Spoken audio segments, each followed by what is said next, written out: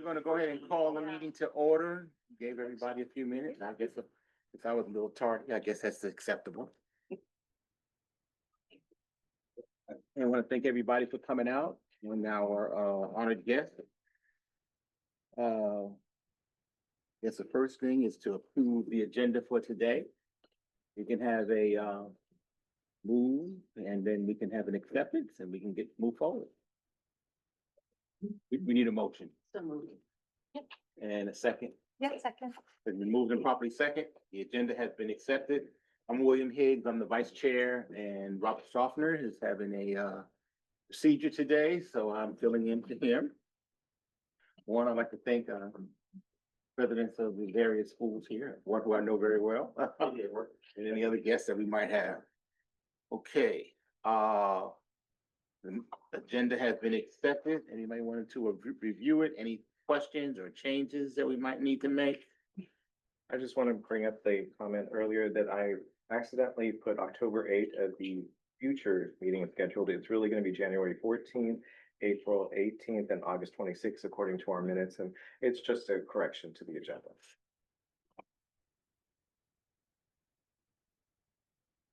So the agenda has been accepted. Minutes. Need a motion to accept the minutes from the last meeting? So moved. Been moved. Have a second. Second. Been moved and properly second. Any in readiness? None? Okay. So now we are at public comments. We have anybody? We do have some people online, but it's really just Mayoshi. She's one of our committee members. Okay. So we don't have any comments from the public. Gosh. No comments on how y'all spending money? Okay, well, let's go ahead and move on to the parcel tax presentations by the college presidents. Who would like to be? All right, thanks, sir. And we'll kick it off. Thank y'all for being here this evening. So we have our college presidents with us tonight. One is out this week, so our very good substitute is here, Dr. Porter. So we do have the presidents from Merritt College, Dr. Johnson, Laney College, Dr. Upsada, Dr. Richardson from Berkeley City College, and then Dr. Porter is the Vice President of Instruction at College of Alameda. And so with that, you'll progress the slide there for me. The college, last time we met, we asked there were some questions and so forth. We gave you a very high level overview of the parcel tax plans. And so there was a interest in having the college presidents come and present their plans, and that way any questions could be asked of the college president. So we agendized that for this month. And so we will start with Dr. Richardson to give an overview of Berkeley City College. Yeah, you can stay up here, you wait, whatever makes you feel comfortable. The microphone for them lines up here, so. Ready? All right, from here. Good afternoon, everyone. Good afternoon. It is my great pleasure to represent Berkeley City College and to share with you how we've been utilizing our parcel tax funds.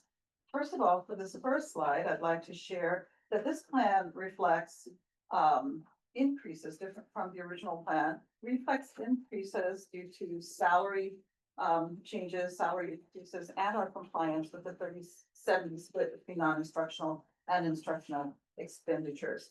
Also, would just like to point out that all expenditures include benefits for part-time faculty, benefits have been estimated are included here. Also, spring 2026 expenditures, as indicated, are projected and may be adjusted after the fall 2025 costs have been posted. But I want to share a little bit about how this money is really being used. You have the figures in front of you, but just in practical terms, I'd like to share that in spring 2025, 40,645 people entered the library at Berkeley City College. Approximately 1,670 people enter the library and use the library per week. And in terms of the database usage, there are roughly 59,623 searches a year. So there's significant usage taking place at Berkeley City College in terms of our libraries. In terms of loans, BCC represents 36% of the loans that take place across the district. So it's a popular place for students to come to get additional information. Also, we have 24 study rooms and 1,464 appointments have been made just in spring 2024 alone in those study rooms. So parcel tax dollars do a lot to help us to have that kind of capacity. Also wanted to mention to you that in terms of circulation for the past 365 days, the BCC Library Circulation Desk saw 3,979 loans. I would like to now move to our Learning Resource Center, which is where most of our tutoring takes place. The LRC sees approximately 1,250 students per term for ongoing campus and remote tutoring sessions. In terms of lab coordination, and you see the chemistry lab coordinator and the biology lab coordinator that our parcel tax dollars pay for. There are 2 lab coordinators support 30 lab sections per week this semester and will serve approximately the same amount for next spring. On slide number 2.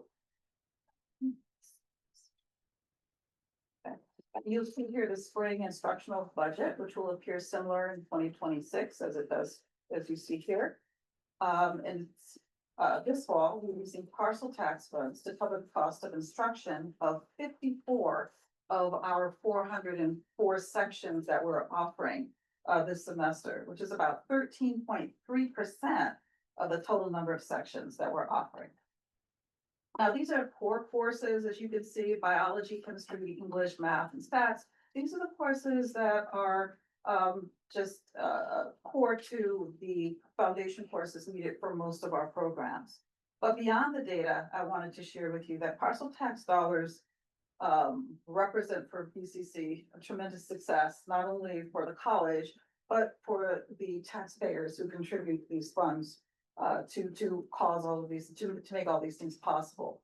BCC is number 4 among the 116 community colleges in terms of transfers to UCCs, to the UCs. They are number 1 per capita, meaning proportionate to its size, and transfers to UC Berkeley.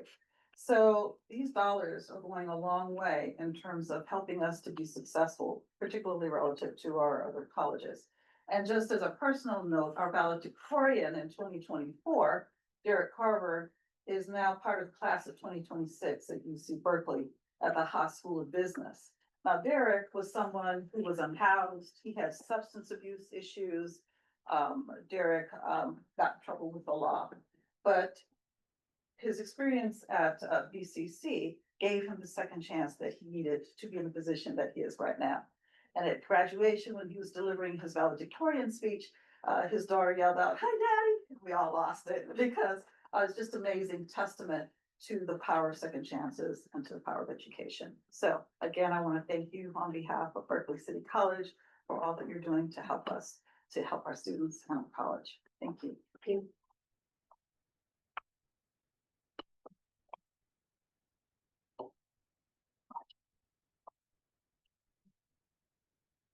Good afternoon, everybody. On behalf of President Dixon, one, we just thank you for the opportunity to present before you, but then also what the money that the parcel tax does in supporting learning and facilitating some wonderful programs at College of Alameda. And as you can see, kind of even with my colleagues in regards to the library, how services are provided and the support that the students need around those classes that they're taking, especially science, math, engineering, and also deeper into our science classes, our biology and our chemistry. You can see that we support students being on an island where there's a lot of research happening. And so having those partnerships with those companies on those islands allows us to have the classes that help support the next workforce that needs to do some of that really good research that's on the island, especially in regards to cancer research. We had an opportunity to attend the economic forecast for Alameda. And one of the things they talked about was robots. And so some animation and what does that look like in regards to the future of science and how does that support science and the work that's happening. And so these dollars definitely allow us to do that and provide classes for students, not only so they can get the knowledge in the classroom, but they transfer that into the places that they get to work. I just wanted to share with you just kind of in regards to some degrees and certificates and awards that we were able to award in the last couple of years, but definitely in 24 and 25, right? We had about 625 awards that we awarded. And so parcel tax really helps in regards to supporting those programs, but definitely helping students achieve their goals and their dreams. Next slide, please. And then looking at the disciplines, as we talked about, right, being on an being the only higher education institution on an island, we really look to our partners on the island, but also some of the other programs. But parcel tax really helps us in supporting our adjunct faculty or part-timers who might be working in fields right now, and supporting those faculty who are learning about some of the new technology that's happening, and able to our students are able to take those skills hands-on, be in the field, but then also get some of those entry-level jobs. And that's what we're really about, is making sure students are able to make a living wage, and parcel tax allows us to do that. So we really thank you for the funds that we receive. We are very fiscally sound with those funds, and we want to be intentional when we're supporting students in the classroom. Thank you. Thank you, ma'am. Dr. Exada. Hey, everybody. I'm Becky. I'm the interim president of Laney College, and it's my pleasure to be here to talk about parcel tax. Before the last 4 years, I've been the vice president of instruction, so I've had the pleasure of coming to several of the meetings over the years to talk about our plans. I'm excited to be doing it today. If you look at the slide, you'll see that at Laney College, just like at all four of the colleges, the majority of the funds that we receive from the parcel tax go directly to support classes. So part-time faculty, when you see that on our slide, those are sections of classes that we are offering that we would not be offering otherwise, because we wouldn't have funds for them. So if the top line, you can see for Laney that we're spending approximately 87% of our total allocation directly on classes. And for this fall, literally a quarter of the classes that we're teaching at the college are funded from this, from the parcel tax. So without this parcel tax, we would have 145 less classes for this fall. So it's a huge number, and you'll see our planning for spring, and we'll actually have more money left over for classes for spring. And so it'll be more, we'll offer more classes accordingly. The next couple lines you see are at Laney, we have decided to spend some of our student support money on tutors and tutoring. A few years ago at the college, we made an effort to take all of the different tutoring centers that there were around the college. We had them spaced out in different units. And coming out of COVID, it just wasn't a practical or wise way to be spending our money, to be honest. Plus, it created these different service opportunities for students based on if you were in chemistry, or if you were in computer science, or if you were in English. So about 4 years ago now, we centralized all of our tutoring services together under one program and one classified person. Jen, her name's on there, probably should have not had her name on there. So she now is the coordinator for all of our different tutoring that we do. And we've been able to consolidate physical space as well. So if a student needs tutoring, they know you go to A105, and Jen and her staff of students, you'll see we are spending tutoring money on students. Those are students that are actually in the center helping to tutor other students. And I gotta say, I think that it's worked out really well for us. I'll also note across the street, if you notice that there's some construction happening over there on the Laney campus behind the green fence, that's our new library and learning center that I'm over the moon about. When that thing's done in 2.5 years, the tutors and the tutoring center and all of that will be co-located all together down in the bottom of this big, new, beautiful building that we can't wait to get. So that's what's going on with that. The last things on there is one other classified position. It says SOAR. This position works in our welcome center and helps new students who have questions with onboarding, questions with using the computer system, questions with enrolling. So they're designed to help students with whatever need they have. And that position actually is vacant right now, although we're advertising to replace the person who is no longer there. The next slide lists the top 10 different instructional areas that are supported. And I think that we all have math at the top. Math is the biggest department at all of our colleges, which is pretty much why. But you can see, these are the top 10, you have the classes from all over the college. And like I said, supporting 145 different classes. So across most of our disciplines, are being supported by the Parcel tax. So, thank you. Question. Yeah. Question. Is SOAR an acronym? Um, Student onboarding and retention. Yes, good question. So that's the person in the Welcome Center who helps onboard and hopefully help retain students. SOAR. Good, really good question.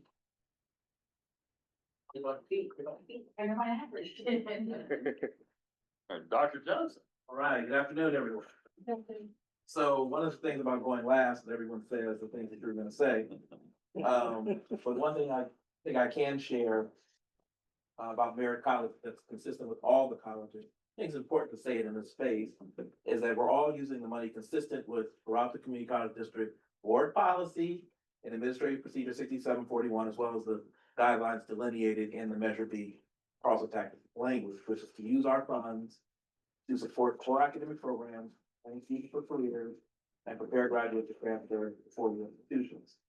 And as you can see from all of our presentation, or what I'm about to share with you, that we're all meeting that fiduciary responsibility. I want to get that on the record by directing resources to counseling, in our case, counseling, library, which is consistent, and primarily our part-time faculty. So as you can see, 75% of our funding for 24-25 was to support part-time faculty teaching, and kind of how Becky said a little earlier, it's consistent with Merritt too, that these are sections that would not be offered if we didn't have this funding. We are in a process of trying to grow certain areas, and we would not be able to do that without your support, without the citizens of Alameda County, without their support. So you can see 3/4 of our funds are going to instruction. But I also want to say something about counseling, because nobody really touched on that. This is really important for two different reasons. It's not only in terms of the transfer aspect of it, helping students with their student education plan and getting them on track very early on, so we can see gains and persistence and completion, but also, which kind of goes unnoticed a lot of times with our counselors. Counselors, in many cases, are pressed into service to be social workers almost sometimes, right?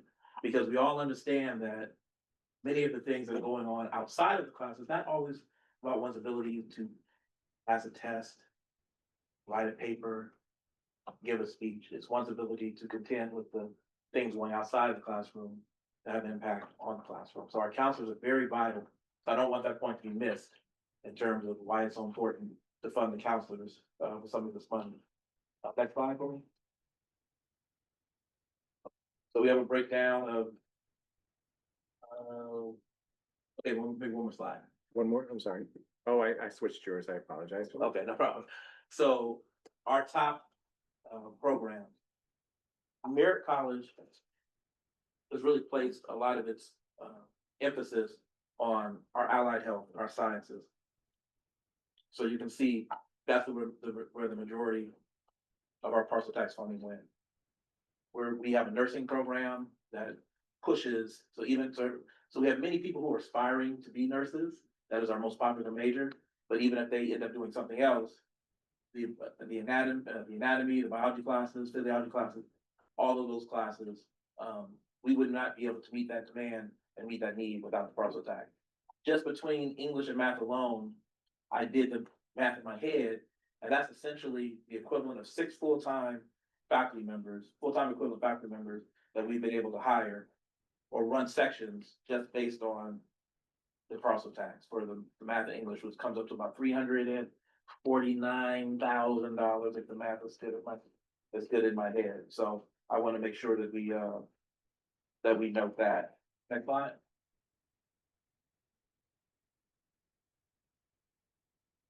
I think I kind of covered this part in terms of the library support, the learning centers, again, helping students with persistence and supporting them in their march toward graduation. My last slide. So you want to go back to the top or? So this was your first one, and then technically this was your second one, and then the last one was this one. Okay. So any questions about what we're doing at the Merritt College?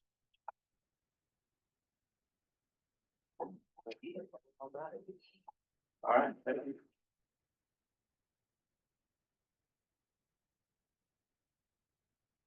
Just comment. All right, any questions or comments, Mr. Chair? That's the conclusion of that presentation. Okay, I have one question of, it seems like every school has a greater emphasis, like, Merritt is nursing. I'm just trying to figure out if I was a parent and had to send my child to, how would I know which one to send to? Is that kind of advertised, or how would they get that information to say that one of the schools is probably better to go this way versus that way? I think we all have programs, right, that whatever the student is interested in, they would look at those programs. And so, we're in the process now of being more efficient. We're in the unification process right now, so that we are making sure that we leverage our programs in an appropriate way, making sure that there's not a lot of duplication. But if I were a parent, I'd be looking at whatever it is my child would be interested in and where that program is offered to make a decision about which college they would go to. Okay. And the wonderful thing about this district is that we have what's called a swirl effect. Right, It means that students can take courses at any of the colleges once they're enrolled. Right, if I could just add to that, in terms of using the money prudently and meeting our fiduciary responsibilities, our public fund. As President Richardson mentioned, this emphasis that we have in the district to make sure that we minimize duplication and redundancy and do a merge from this process with, we're all gonna have all of our classes, all of our institutions are gonna have basic classes. Right. In terms of your GE, but there is going to be a greater accent and emphasis on the specific programs that we traditionally had and are very strong, and centralizing them at respective campuses so we can maximize the money that we do receive and put them into the programs that are vibrant and have potential for growth at our respective institutions. One example to that would be the biology faculty coming together, the deans, as well as the vice president of instruction, coming together and talking about the classes and the offerings, so that we're not duplicating, so that if a student has a Monday, Wednesday schedule, they can go to one of the other campuses, or evening schedule or a day schedule. We have tried to allow, I'll say, a portfolio of classes to meet every student. Thank you.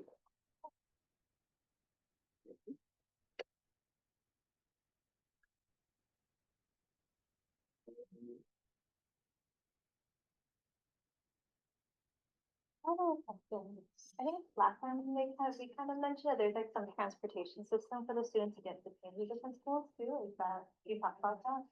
Yeah, it's our shuttle bus program, soft launch on December 1st. And so that way we can train drivers, et cetera, and then spring semester we'll start full force. So we'll run, Laney will be the hub, and then we'll run direct shuttles every 30 minutes between the campuses. So we have 6 buses total. And then we're going through the process now. We'll be hiring the drivers first part of November. Very exciting. It is, it will help us embrace this world. But also to AC Transit for all, it's great, but at the same time, it also has a lot of stops, whereas our buses will be students only. And then there'll be direct shuttles back and forth, so there won't be no stops between, because we can have as many as 10 stops between just Laney and College of Alameda. And it can take you 45 minutes to make that little short trip. So it's important for us to get our students on a timely basis. So the buses will run Monday through Thursday during the academic year. So classes are not in session, we won't run. And then they have a secondary duty, the drivers do, to work in our warehouse. And also to the work and help athletic programs, field trips, those type of things, like any other organization. So they'll help out with those as well. Okay. Oh, excuse me, Mark. So, the presenters have mentioned Squirrel a couple of times. I just wanted to, let you know that that's 42% of our students take classes at more than one One college. Peralta college in the same term. So you really don't have, a Laney College student or a Berkeley City College student. They're all, gosh, nearly 20% of students are taking from 3 or more of the Peralta colleges in the same term. So that's one of the reasons why CEO Nelson has worked so diligently to create this new shuttle program, is because the students are taking classes from multiple campuses. So it's going to be great for us to provide transportation services to accommodate that. Yeah, that's great. I think that'll really help them be able to like finish the classes and like get to the class they need. Yeah, very cool. It'll also help us with the unification process, transformation plan, for as we consolidate certain things that are needed. We won't necessarily have to have footprints on every campus, whereas we can use the shuttle service to help move students around based on the needs that they have. I think it'll help yield more dividends later on that we don't necessarily understand right now. Mr. Chair, I think we're on number 6. Yeah, the parcel tax expenditure report for the first quarter. Dave? Good afternoon, dear members of Parcel Tax Committee and the presidents of these colleges. This report of expenditures will reflect the plans of each colleges has the plan that they presented before. So this report is comprises of a period from July up to September, which is the first quarter of this fiscal year 25-26. As you can see on the total instructional and non-instructional, the plan of spending it like 75 to 80% is achieved. Berkeley City spent 194,000 for faculty salaries and benefits. College of Alameda, 131,000, Laney College, 397,000, and Merritt College, 251,000. That's 80% of the total allocation. And then they spent 20% of that on classified salaries and benefits, which is the support staff to be able to run the parcel tax program. So 139,000 for Berkeley City College, College of Alameda, 1,800. Laney College, 84,000, Merritt College, 18,000, for a total of 244,000. All in all, they spent 1.2 million. That's 25% of the total allocation, which is 8 million for this fiscal. So they're on track on spending right now. Good. Any question? And that is where we go to the next slide. Okay. Let's go to the next one. Again, like what I said, it reflects how each college is designed to spend their allocation. As you can see in Berkeley City College, 25% of their parcel tax expenditures for Q1 was spent on chemistry, which is number 1, English, lab science, technology, math, and biology. I think that was part of their plan. Their number 1 is chemistry. Next slide, please. College of Alameda, 32% of their parcel tax expenditure for Q1 was spent on other health occupations, then physiology, math, general studies, and chemistry. I think it reflects their plan to spend on math and chemistry. Okay, next slide, please. Laney College, 37 of their parcel tax expenditure for Q1 was spent on math, which is part of their plan. And then tutoring, Spanish, English, and project administration. And the last one was Merritt College. 38% of Merritt College expenditure for Q1 was spent on physiology, which is part of their plan. Then biotech, English, real estate, and last language. That's it for this Q1.